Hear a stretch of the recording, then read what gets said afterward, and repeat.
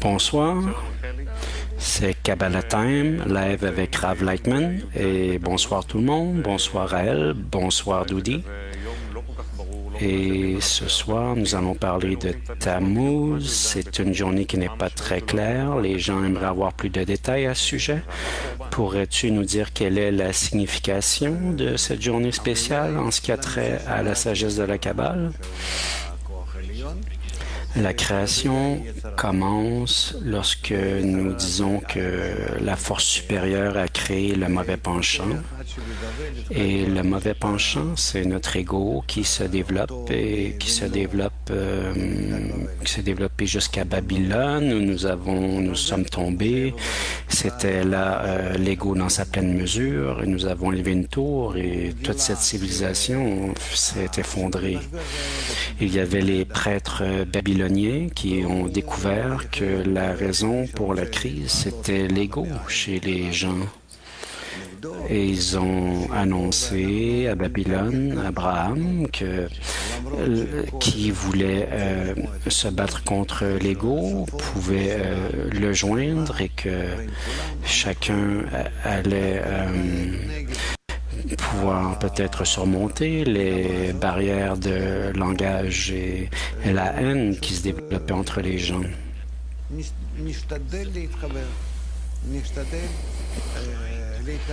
Et que nous allions simplement essayer de connecter, de nous rapprocher les uns les autres. Et Abraham a aussi découvert dans son étude, d'après ce qui est arrivé à Babylone et entre les Babyloniens, parce qu'après tout, c'était un grand Babylonien. Son père était un grand Terah, était un grand prêtre babylonien. Et Abraham a découvert que l'ego se développait constamment et que nous pouvions le surmonter et que nous pouvions nous organiser dans un groupe et nous élever au-dessus de cet ego et de recevoir du groupe à partir de la profondeur de la connexion. Et voir qu'il y avait une force qui se développait à l'encontre de la force négative qui s'appelait le bon penchant. Abraham a compris cette méthode et a écrit à ce sujet dans le livre de la création et d'autres livres également.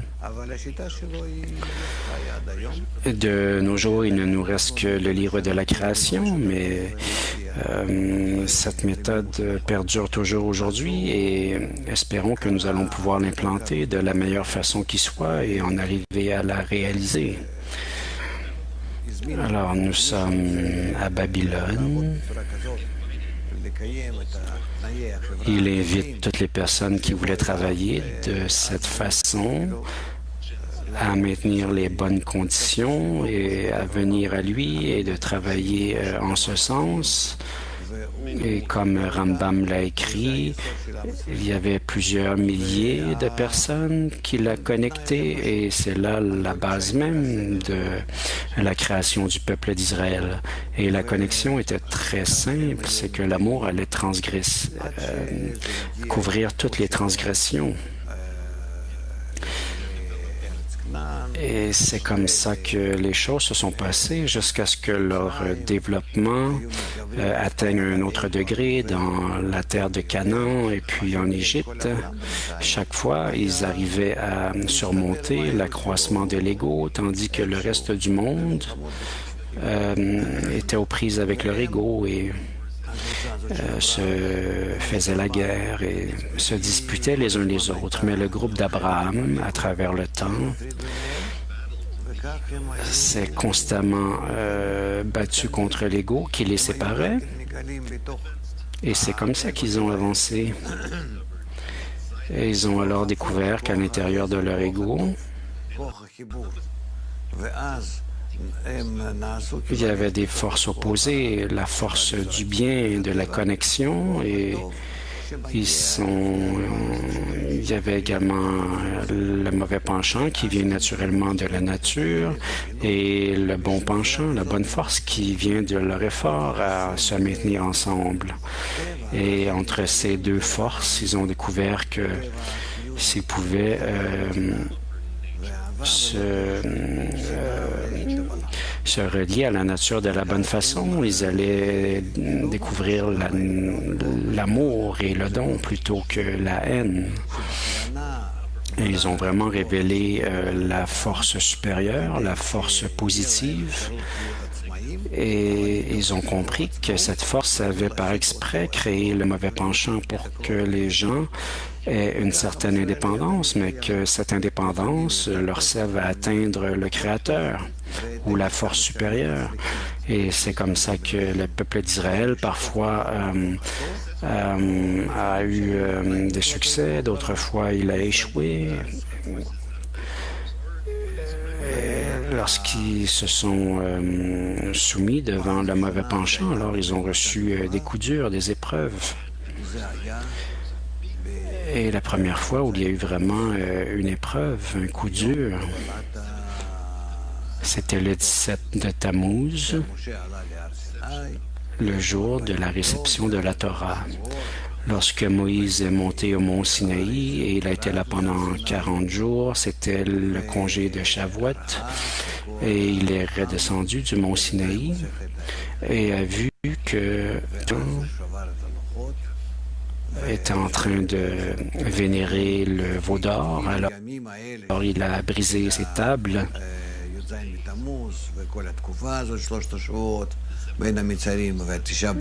Et c'était le 17 de Tammuz et il y avait 3 semaines qui séparaient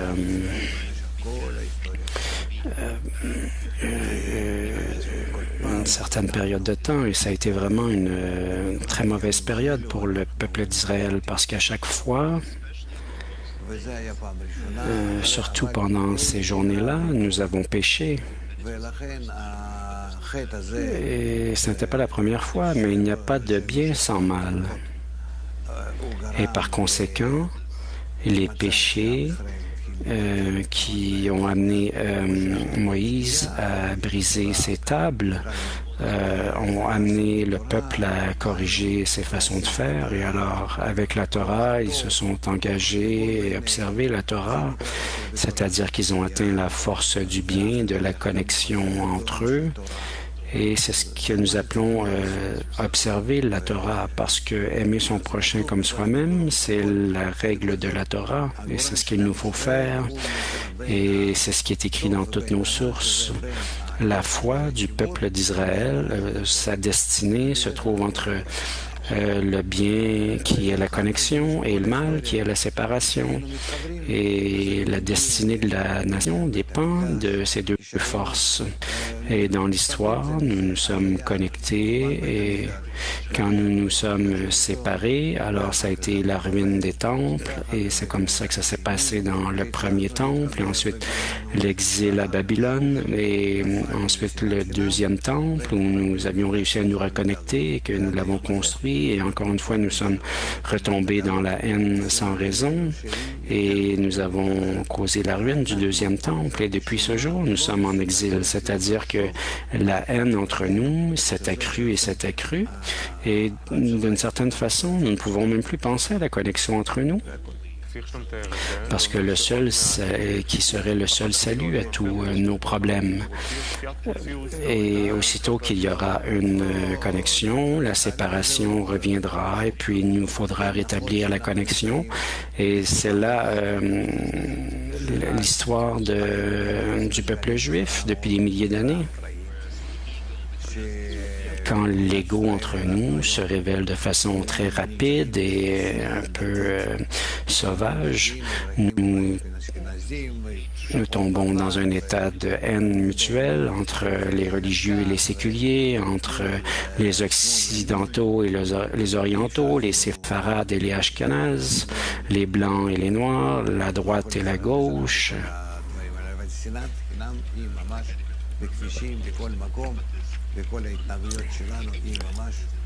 Cette haine est fondée dirige tous nos comportements et ça nous dévore. Et c'est pour ça que le troisième temple, pour le moment, il n'y a même pas de raison d'en parler.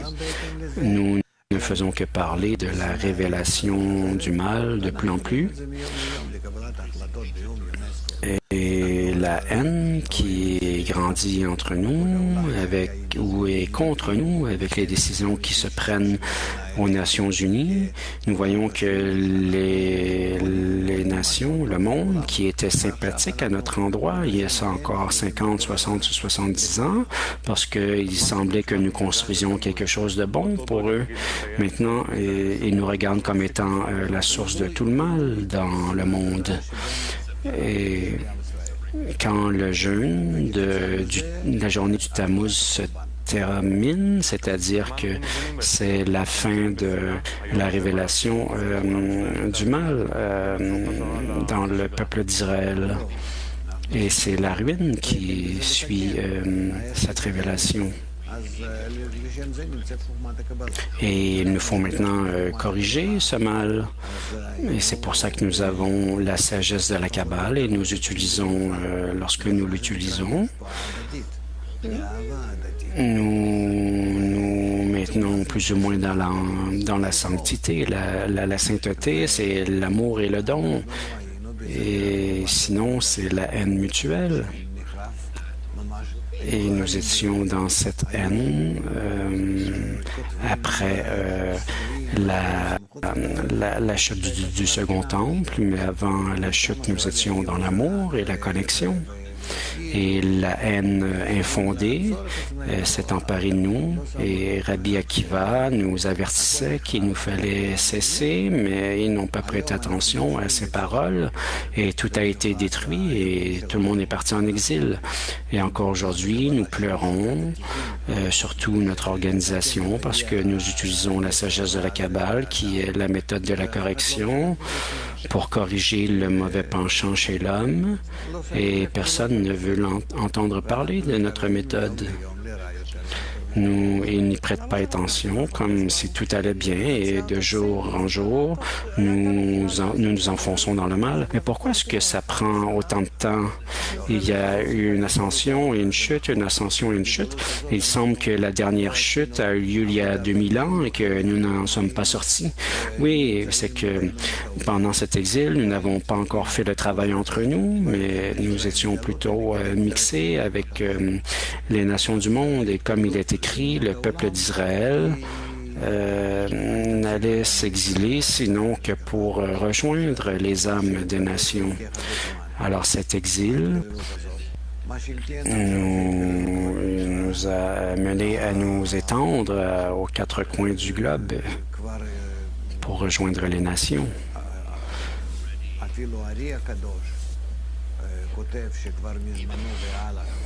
Aujourd'hui, même le Saint Harry écrit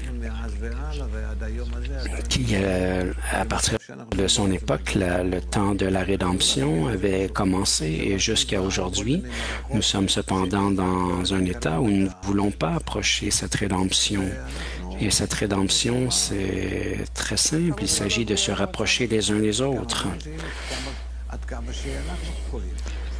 Et combien de temps allons-nous passer dans cette hésitation pour la rédemption? Il n'y a pas vraiment de calendrier de mise en place parce que lorsque nous allons vraiment surmonter notre ego, nous allons en venir à cette rédemption et établir une bonne connexion.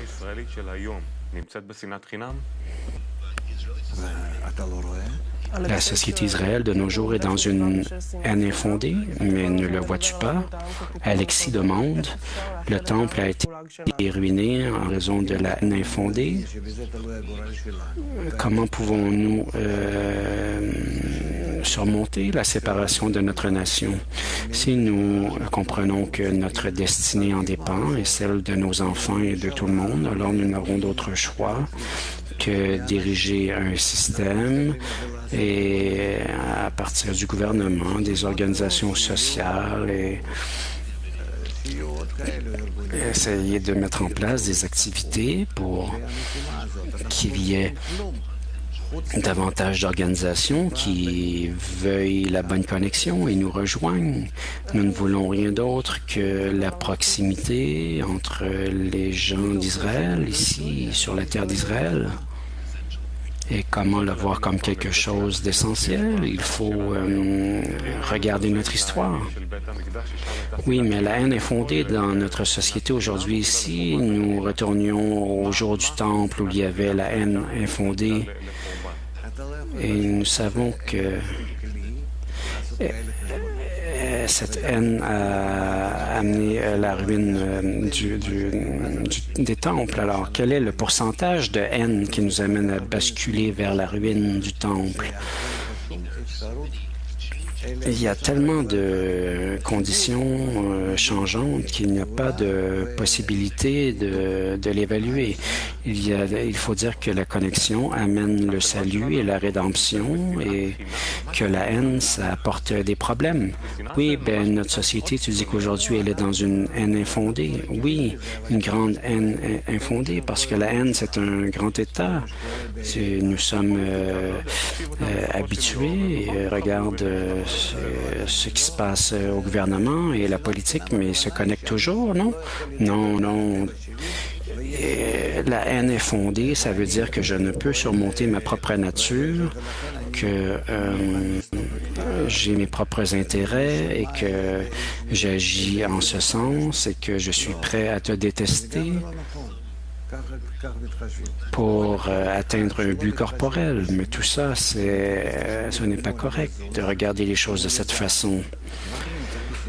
Il faut se relier aux autres comme si nous nous relions à eux comme étant des étrangers. Nous sommes déjà dans la haine infondée et il nous faut vraiment lire à ce sujet. Il faut en être conscient et nous en sommes inconscients. Je parle de toute la nation, peu importe de qui nous parlons ou de quoi nous parlons, mais il nous faut vraiment apprendre à reconnaître les bonnes conditions, être comme un seul homme dans un seul cœur et puis d'aimer son prochain comme soi-même et de ne pas faire aux autres ce que nous ne voudrions pas qu'ils nous fassent. Et la sagesse de la Kabbale nous donne les outils pour comprendre et ressentir que la ruine du temple, ce n'est pas tellement les pierres d'un temple qui se sont effondrées, mais que ce temple est dans le cœur des hommes et que ce cœur peut nous amener une sensation de rejet. C'est là que nous ressentons que le cœur c'est détruit dans notre cœur.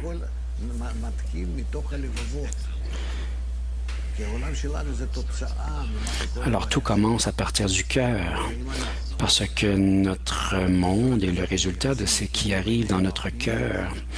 Et si nous nous relions à une connexion éterne entre nous, d'un cœur à un autre, d'être comme un seul homme dans un seul cœur, alors, ce que nous allons construire, je ne voudrais pas le dire d'une telle façon, mais même Balasoulam écrit à ce sujet que cette terre, dans l'avenir, si nous n'adhérons pas à cette loi d'aimer de nous aimer les uns les autres, nous allons devoir nous disperser et quitter cette terre d'Israël encore une fois. Nous ne serons pas capables d'exister et d'autres personnes vont venir et se réjouir de notre terre. Et quelle est cette guerre entre Magog et Magog dont parlent les livres sacrés? C'est la guerre contre notre ego. Mais est-ce que nous sommes dans cette guerre en ce moment? Non, nous n'avons pas de guerre à l'encontre de notre mauvais penchant pour l'instant. Nous le laissons aller et nous nous en réjouissons. Je ne dis pas qu'il nous faut vraiment cesser d'exister, mais il faut ajouter des objectifs et un but à ce mauvais penchant. Il faut voir que les Juifs doivent se rapprocher les uns des autres et voir que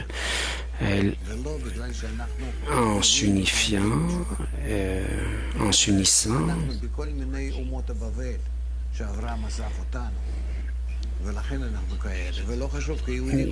Si nous regardons toutes les nations de Babylone, d'où nous venons, nous pouvons dire qu'aucune personne au monde ne peut vraiment être juive au sens où il n'y a pas vraiment un seul modèle au judaïsme. Ce n'est pas une nationalité. C'est simplement l'attitude qu'une personne a à l'égard de lois spirituelles. Et c'est pour ça que si nous l'acceptons de la bonne façon, et tout ira bien, mais sinon, oui, mais tu dis que nous n'en sommes même pas conscients aujourd'hui et qu'il faut laisser aller et ressentir le cœur des autres. Tu vois, par exemple, des autos autour de toi. Est-ce que tu vois que ce sont tes enfants qui sont assis dans ces voitures ou tes proches? Non. Alors, tu vois, c'est le problème. C'est pour ça que les comportements des gens sont de la sorte. Nous voulons nous tuer les uns les autres. Ce n'est que des signes. Tu penses qu'il n'y a pas de haine infondée? Ben, moi, je le vois dans les écoles et partout où je regarde, les gens se détruisent de plus en plus d'un jour à l'autre.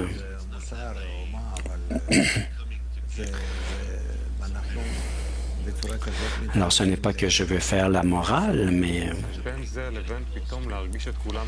nous nous rapprochons d'un désastre. Oui, mais entre ça et faire en sorte que je ressente tout le monde comme mes enfants, il y a quand même un grand écart. Oui, mais lentement, petit à petit, c'est ce qu'il nous faut faire. Néanmoins, nous n'avons pas d'autre choix. Nous sommes régis par les lois de la nature. Et que nous voulions ou non, il faut les observer parce que si nous les observons, tout ira bien et sinon nous aurons tellement de pression que nous n'aurons pas le choix de les observer. Nous sommes des créatures très faibles, en fait. Nous voyons ce qui arrive avec le climat et le monde entier. Tout ça, c'est un résultat de notre comportement. Alex demande, es-tu optimiste ou pessimiste par rapport à toute cette catastrophe que tu nous décris? Je suis optimiste dans le sens où je pense qu'à la fin, il nous faudra l'implanter. Mais là où je ne suis pas optimiste, pour le moins que je puisse dire, c'est que je ne pense pas que nous nous rapprochions de la solution d'une bonne façon, parce que je ne vois pas parmi les gens, d'une journée à l'autre, qu'il y a une plus grande compréhension de cet état et de ce sur quoi dépend notre destinée. Oui, il semble qu'il y a des mauvaises choses qui arrivent en Israël en ce moment. Est-ce que tu crois au karma ou ce n'est pas vraiment une question de karma, c'est qu'il y a des lois et que si nous ne les observons pas, alors ces choses que nous créons à travers notre comportement se retournent contre nous. Oui, mais ces 3 semaines dont tu parlais, est-ce qu'il y a un mauvais karma pendant ces 3 semaines, qu'il ne faudrait pas aller à la plage ou un truc comme ça? Non, tout ça a à voir avec les relations et l'attitude que nous avons les uns pour les autres. L'attitude que tu peux avoir à l'égard de la plage ou des autres, ce sont d'autres choses, ce sont des signes extérieurs. Je parle de la vraie correction qui se passe d'un cœur à l'autre. Oui, mais pendant ces journées, il y a des mauvaises choses qui se passent dans la rue, par exemple. Oui, je te dis que souvent, les mauvaises choses qui arrivent, ça arrive pendant cette période de Tammuz. Mais est-ce que nous ne devrions pas nous en remettre à la foi pendant ces journées-là?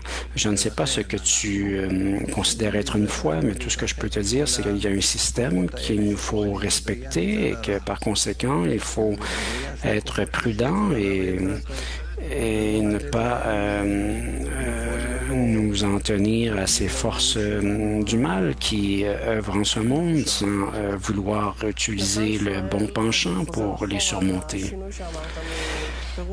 Nathan demande, il revient sur la différence que tu faisais entre la connexion et la séparation et demande comment une personne seule peut opérer et apporter des changements dans le système. Ce n'est qu'en nous connectant, ce n'est pas que j'invite maintenant tout le monde, j'aurais peur d'avoir l'air de faire une campagne de sensibilisation ici, mais oui, mais nous pouvons quand même dire qu'il y aura des présentations, des conférences, par exemple, le prochain lundi, vous pouvez venir et vous verrez que il y aura des biscuits et du café qui sera servi et que pendant cette conférence, nous allons vous présenter ce qu'est la sagesse de la Kabbale, qu'elle peut nous apporter plus de bonheur et mieux connaître le système dans lequel nous évoluons. Alors, nous vous invitons à aller en ligne, cab.co.il et à obtenir plus de renseignements à ce sujet. Nous avons également une page Facebook que vous pouvez consulter. Alors, encore une fois, retournons à la leçon. Est-ce qu'une personne, par elle-même, peut faire quelque chose? Non, non. Une personne ne peut pas rien faire seule. Elle ne sait pas non plus quoi faire. Et la sagesse de la Kabbale, ce n'est pas simple. C'est une méthode qu'il faut étudier et implanter dans un petit groupe parce que toute la méthode, c'est pour inviter la force supérieure, la force du bien à l'encontre de la force du mal. Et si nous faisons en sorte qu'elles peuvent évoluer en synergie, alors une personne pourra avancer vers la révélation du monde supérieur et de toute la nature qui nous est dissimulée. Et j'espère que nous y arriverons. C'est-à-dire que la force du mal entre nous, nous ne savons pas comment composer avec elle. Et nous ne savons pas comment l'utiliser de la bonne façon, mais si nous le faisons de façon équilibrée, alors, et que nous nous maintenons dans un juste milieu, alors nous serons vraiment comme un cavalier qui a les deux rênes dans ses mains et que nous nous maintenons sur la bonne voie et nous allons arriver au monde parfait auquel nous aspirons. Tout ça nous est donné, c'est que il nous faut, ce n'est pas simplement qu'il faut essayer de se sentir mieux en ce monde, mais de savoir que le mauvais penchant a été créé exprès pour nous amener à cet équilibre et nous élever à des degrés supérieurs, à des atteintes spirituelles où nous aurons une vie complètement différente, très différente de l'existence que nous avons en ce monde. Mais pour l'instant, nous opérons selon notre corps, selon des lois animales. Oui, mais il n'y a pas de résultat sans cause et sans raison. Alors pourquoi en sommes-nous à cet état de fait de nos jours? Et c'est comme ça que le Créateur nous a créés. Il a créé le mauvais penchant. Et il l'a fait exprès, de sorte que nous voulions atteindre la force du bien et qu'à travers ce mal que nous allons ressentir, ça va nous obliger à la fin à nous orienter vers le bon penchant et les souffrances nous amènera à vouloir équilibrer le mal contre le bien et à vouloir nous sentir bien entre ces deux forces. Je suis intéressé à la signification des nombres et des dates selon la sagesse de la Kabbale, le 17 de Tammuz ou le 9 de Av. Est-ce que ça a une correspondance particulière?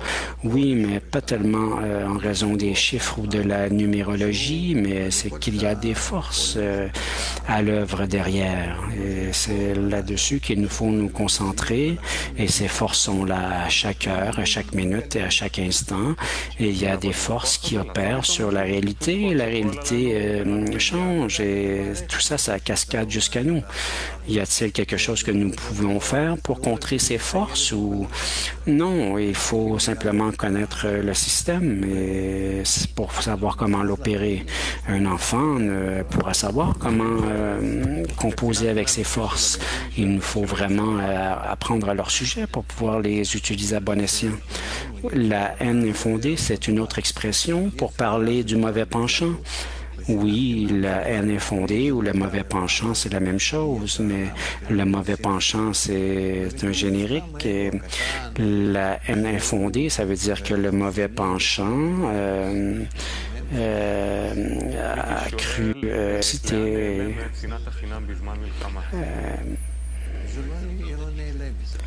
et cette haine infondée, est-ce qu'elle disparaît lorsque nous faisons la guerre? Elle ne disparaît pas, c'est qu'elle vient de la peur existentielle, comme un animal dans la forêt où il y a un feu. Ils ne se battent pas les uns contre les autres, mais ils se sauvent de ce feu. Ici, j'ai entendu parler que des gens sont fiers de faire la guerre et pensent qu'à travers la guerre, nous nous unissons, mais c'est là un instinct animal. Et quel serait l'instinct d'un homme? L'instinct de l'homme, c'est de vouloir se ressentir plus près les uns des autres, même lorsque nous n'en avons pas vraiment besoin. Mais si nous le faisons avant les coups, alors c'est de la prévention. Et nous comprenons que c'est la façon la plus exaltée de vivre. Oui, une autre question. Quand est-ce que la fin des regrets et de la ruine nous parviendra? Comment pourrons-nous nous sortir de cet état? Oui, lorsque une personne viendra étudier avec nous et comprendra comment le système fonctionne, c'est comme ça que nous allons avancer ensemble. Oui, mais après des années, après m'être distancé de mes racines juives, j'en suis revenu à mes racines et maintenant je me sens beaucoup plus près de mes racines juives. T'es-tu vraiment rapproché de tes racines? Le juif, c'est celui qui tend vers l'union. Yasharkel, ça veut dire directement au Créateur et directement vers l'amour et la connexion. Et cette force supérieure, c'est la force de l'amour. Et alors, lorsque nous parlons de judaïsme et d'Israël, nous parlons de ceux qui veulent la connexion entre eux jusqu'à ce que nous découvrions l'amour. Mais comment dire si je suis juif ou pas juif? Si j'ai un rôle et que je ne le joue pas, alors le système va me dire que je ne suis pas juif. Non, mais qui te dira que tu n'es pas juif? Mais le système, quel système? Mais c'est le système qui opère sur moi. Il me dit qu'il m'oblige à vivre dans l'amour. Tu n'as pas à être juif, mais le juif, c'est celui qui se comporte d'une telle façon qu'il voudra se connecter aux autres. C'est celui-là que nous appelons le juif. Alors même s'il est chinois ou mexicain ou s'il veut se connecter de la bonne façon avec les autres, et pour ça il aura besoin de la sagesse de la Kabbale, mais s'il se comporte de cette façon, il sera appelé Yehudi, le juif. Et celui qui est né de parents juifs, oui, j'ai un potentiel, mais il y a un potentiel pour chaque personne dans le monde. Abraham voulait que toute Babylone, toute l'humanité à l'époque puisse goûter à la connexion. Et il n'y a qu'une infime partie qui l'a suivi. Abraham demande, il y a quelque chose d'arrogant dans la façon dont notre peuple se relie à ses traditions et à son histoire. Pourquoi et comment y mettre fin? La fin sera lorsque tu comprendras ce qu'est l'histoire pour de vrai et ce que ça veut dire d'être la nation juive. Et pour ça, il nous faut nous élever au-dessus de notre nature et comprendre que le plan général, il nous faut le saisir. Alors, il n'y a pas vraiment de nation juive ou de nationalité juive. C'est que Abraham l'a inventé, pourrions-nous dire. Parmi toutes ces nations et toutes les religions, qu'il y avait à Babylone. Il les a organisés en un seul groupe. Et ensuite, il y a eu l'exil en Égypte et toutes ces choses sont arrivées, mais certains ont commencé à s'appeler Yacharkel, tout droit au Créateur, mais ce n'est pas que il y a une nation juive. Oui, mais personnellement, je ne comprends pas les avantages des jeûnes et des lamentations. Pourquoi devrions-nous nous lamenter devant un mur? Tu as raison, il ne nous faut pas nous lamenter devant un mur. Nous sommes passés par tout ça et maintenant il nous faut en arriver à une introspection et aller de l'avant. Et nous verrons que sur la ruine des temples précédents, nous allons construire le troisième temple. L'amour couvre toutes les transgressions. Et il y a eu la ruine du premier et du deuxième temple. Et maintenant, il nous faut construire une connexion basée sur l'amour. Oui, y a-t-il façon d'éduquer les enfants sur la façon d'éviter la ruine de notre monde? Je crois que les enfants peuvent comprendre très rapidement.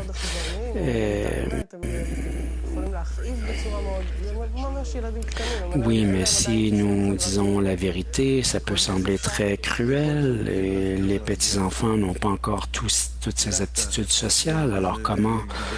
Néanmoins, il nous faut leur expliquer, surtout à cette ère où nous sommes, où les enfants sont des éponges et absorbent tout, soit consciemment ou inconsciemment, toute leur vie. Oui, mais il semble qu'il y a des catastrophes lorsque ça arrive à notre peuple. Pourquoi est-ce que ça nous arrive autant? Il semble que nous aimions souffrir. C'est difficile de comprendre le système. Et c'est pour ça que notre peuple souffre autant. Il nous faut simplement nous plaindre de notre propre stupidité et de notre entêtement, de notre cœur de pierre, et lesquels nous amènent à ne pas trouver aucune conclusion et compréhension de ce par quoi nous sommes passés. Oui, mais je vois que si n'eût été de la ruine des temples, nous n'aurions rien appris de la façon de nous comporter. Oui, mais tu vois que c'est ce qui est arrivé dans l'histoire. Et il nous semble, à Dieu ne plaise, que ce n'est que par la ruine que nous pouvons avancer. Non, personne ne nous avancera, sinon que nous amenons nous-mêmes à nous motiver, sinon nous aurons des coups durs qui nous amènera à prendre conscience de ça à l'intérieur. Mais comment voir le bien alors qu'il nous semble que tout autour de nous peut sembler mal? Je ne vois pas du tout le mal. Je ne vois pour ma part que le bien qui est devant nous parce que nous en sommes venus à cette étape de notre histoire où il nous faut voir que le processus par lequel nous nous développons, nous en sommes venus à l'étape finale et nous sommes à cette étape finale où soit nous nous connectons véritablement et de cette façon, nous construisons le prochain bon état de nous-mêmes ou alors de grands coups, de grandes épreuves vont nous forcer à y arriver. Et maintenant, nous sommes au dernier effort à fournir avant d'atteindre le bon objectif. Mais la bonne raison d'être semble semble nous être montré par la voie qu'il faut emprunter par la sagesse. Oui, j'ai émigré en Israël et il me semble que parfois, émigrer, ça peut amener une certaine déception. Toi-même, tu as émigré en Israël. Oui, je suis...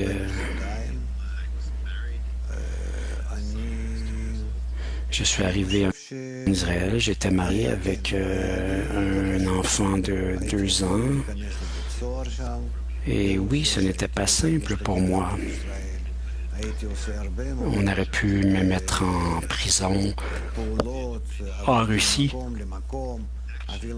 parce que j'avais fait tellement d'actions, et même pour venir en Israël, et même en Russie, je m'étais déplacé d'un endroit à l'autre pour pouvoir quitter le pays éventuellement.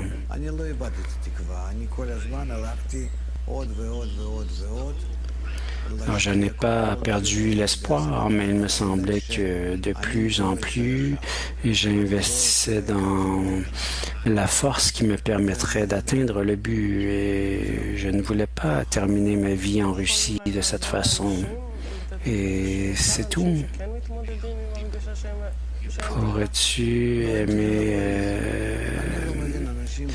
Pourrais-tu aider les gens à surmonter leur pessimisme lorsqu'ils pensent qu'il n'y a pas d'espoir? Non, s'ils perdent espoir et qu'il semble qu'il n'y a plus rien à attendre de cette vie, ils devraient venir à nos conférences et souscrire à des cours sur notre campus. C'est si simple. Ils peuvent même suivre par Internet et ne pas avoir à s'identifier à quoi que ce soit. Tout ça, c'est ouvert. Ils peuvent suivre les cours sur Internet, à la télé. Alors, je ne sais pas vraiment quel autre conseil je pourrais leur donner. Le système aujourd'hui, grâce à Dieu, nous avons maintenant tout. Une personne qui maîtrise l'hébreu a toutes les connaissances qu'il peut désirer avoir sur la sagesse de la Kabbale. Oui, si vous allez sur le site cab.co.il, évidemment, tout est en hébreu, mais si vous allez sur kabbalah.info/fr, vous y trouverez également certains matériels gratuitement. Dans la section bibliothèque, vous aurez des articles offerts gratuitement sur la sagesse de la Kabbale, des articles sources du Yehuda Ashlag et de Baruch Ashlag, par exemple. Il me faut demander comment, par rapport à une situation qui semble sans issue, une personne dit qu'il a connu beaucoup de problèmes dans sa vie et je ne vois pas comment ça peut m'aider. Pour moi, ça me semble ne m'avoir apporté que un affaiblissement. Non, mais je ne dis pas que les épreuves, c'est bon pour une personne, mais parfois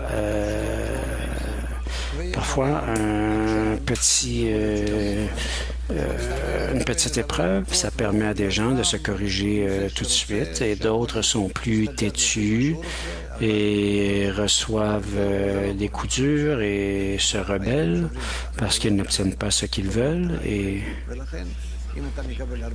c'est que la vie nous brise et ce n'est pas nous qui brisons la vie. Et si nous recevons plusieurs épreuves, c'est que nous sommes têtus. C'est un signe que nous sommes têtus. Et il nous faut apprendre à progresser d'une façon plaisante. Venez, vous verrez. Toi, tu ne vois aucun mal, tu ne vois que le bien alors. Oui, je vois que... Je vois l'état à venir et néanmoins, je suis optimiste.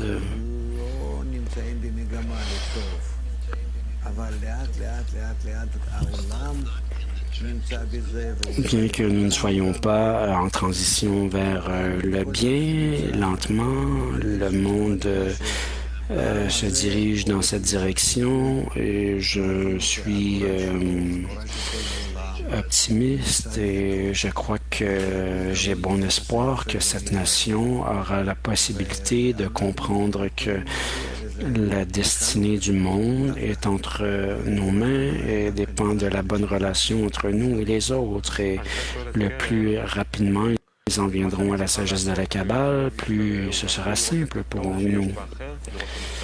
Alors, qu'est-ce qu'il me faut faire pour me rapprocher de quelqu'un, de voir le bien chez l'autre? Et oui, c'est bien, mais il nous faut aussi comprendre comment le faire de la bonne façon. En fait, ce n'est pas de la psychologie, ce n'est pas du coaching personnel non plus. C'est quelque chose de plus profond et de plus véridique. Nous avons une question de gens qui nous regardent sur la page Facebook en russe et on nous la traduit. Comment apprendre à étudier la sagesse de la Kabbale en venant jusqu'à nous? Appelez-nous et nous avons aussi des cours en hébreu, en russe. Oui, bien sûr, nous avons des cours en russe. Et allez à cab.info et vous allez voir que nous offrons des cours en plusieurs langues.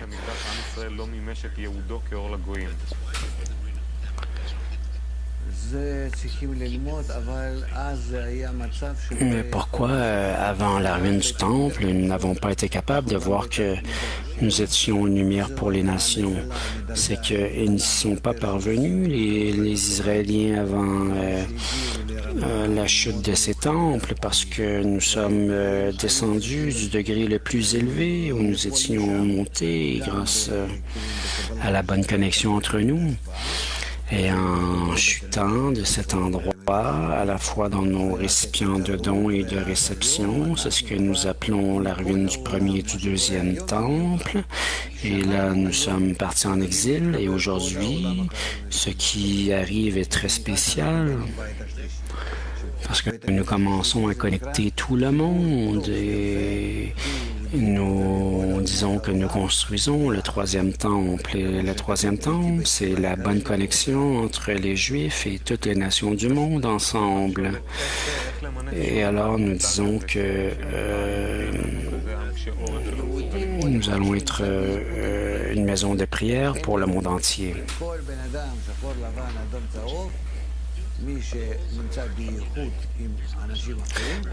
Les Juifs sont ceux qui sont unis, peu importe la couleur de la peau et les nations. Tout le monde est appelé juif s'ils veulent s'unir. Alors, lorsque nous parlons des tribus perdues, est-ce que nous allons aussi les amener à la connexion? Lorsque le temps viendra, nous serons également capables de les amener à la bonne connexion. Pour l'instant, il n'y a pas de bonne connexion entre eux après tout.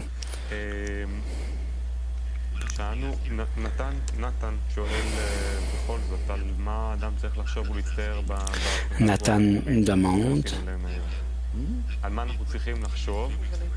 à quoi une personne doit penser pendant ces 3 semaines dans lesquelles nous entrons. Pourquoi il nous faudrait-il être désolé, par exemple? Nous n'avons pas à être désolés.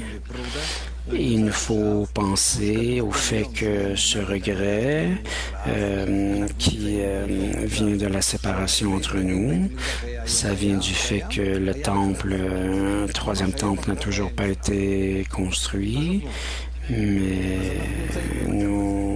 c'est de là que vient le regret. S'il était construit, ce troisième temple, aujourd'hui, il serait détruit encore une fois. Alors, il nous faut voir que de l'état que nous expérimentons en ce moment, il nous faut penser à la façon de construire le troisième temple de la bonne façon. Alors, ne pensez pas à Jérusalem ou à un amas de pierre. Le temple, c'est la bonne connexion entre nous. Et si la connexion entre nous ne fonctionne pas bien, nous allons tout perdre. Alors non, tu dis que ce n'est pas la psychologie, ce n'est pas la tradition, ce n'est pas ce que nous pensons, qu'il faut venir et voir ce que la sagesse de la Kabbale va nous offrir. Oui, mais qu'est-ce que c'est qu'ils ont à voir avec la sagesse de la Kabbale? Je ne pourrais pas l'expliquer en quelques mots. Ce ne serait pas sérieux. On nous montre comment nous connecter entre nous, tout comme Moïse a rassemblé la nation en dizaines. Et alors, il nous faut faire comme Moïse. Et lorsque les gens commenceront à étudier la sagesse de la Kabbale en dizaines, comme étant 10 séphirotes, et que la dizaine devient un part-souffle, et que c'est une structure spirituelle spéciale et que dans cette structure, nous découvrons la force supérieure et le monde supérieur. Et c'est pour ça qu'on dit, tu verras ton monde en cette vie. Et où est le temple saint ici? C'est le temple que nous construisons entre nous. Et le temple saint, c'est ce que nous construisons dans notre cœur commun.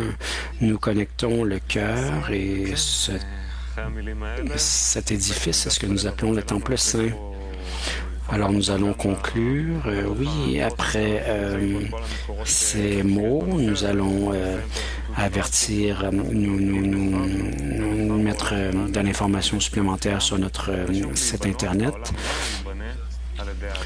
Alors, si notre monde est détruit et que c'est la même chose pour si la haine est fondée, vient qu'à nous amener notre perte, alors il n'y aura plus rien à faire pour nous.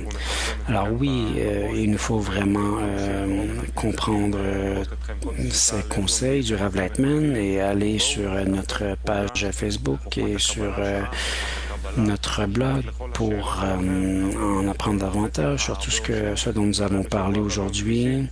Et n'hésitez pas à venir prendre des cours avec nous physiquement sur nos campus et par Internet. Et si vous le désirez, bonne semaine et à la semaine prochaine.